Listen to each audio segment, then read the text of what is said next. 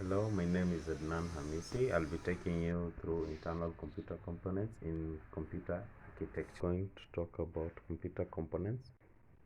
Uh, Previously, we had discussed about computer ports.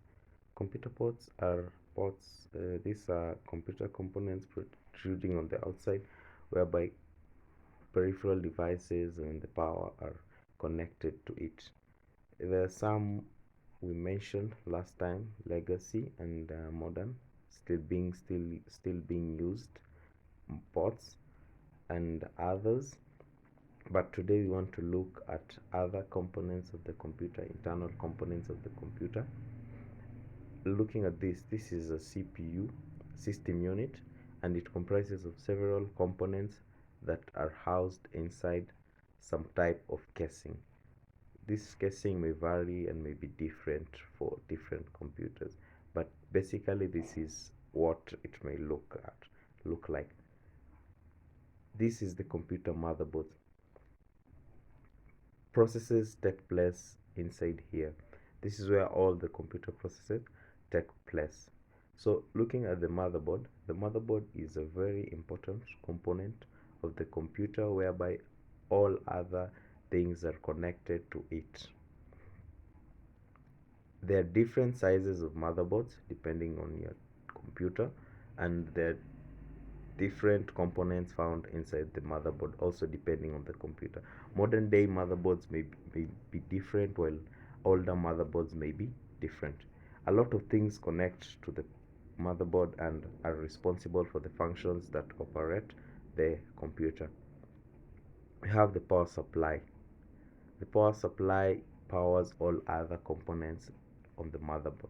The power supply is connected to the motherboard using connectors. As you can see, this is an example of a power supply, and it has a connector. This connector is connected to the motherboard and is responsible for powering other components of the motherboard.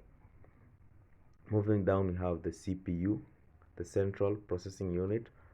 Also, it can also be referred as the computer's brain. This is where all calculations and processes needed by the system are done. CPUs vary in terms of performance. CPU may be faster than another one, and another CPU may be less faster and perform different functions or less functions than another CPU.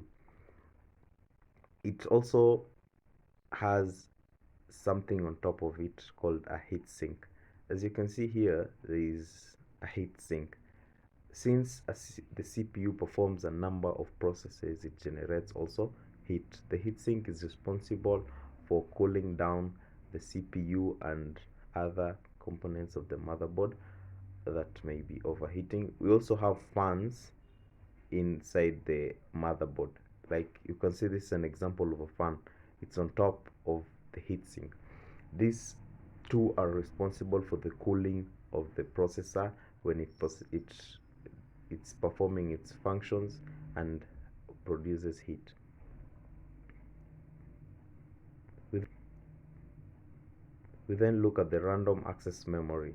This is a temporary memory whereby stores your information temporarily as long as that window is open or the computer is switched on. When that window is closed, you lose that data, and as long as you've not saved it into another type of storage, you may lose your data.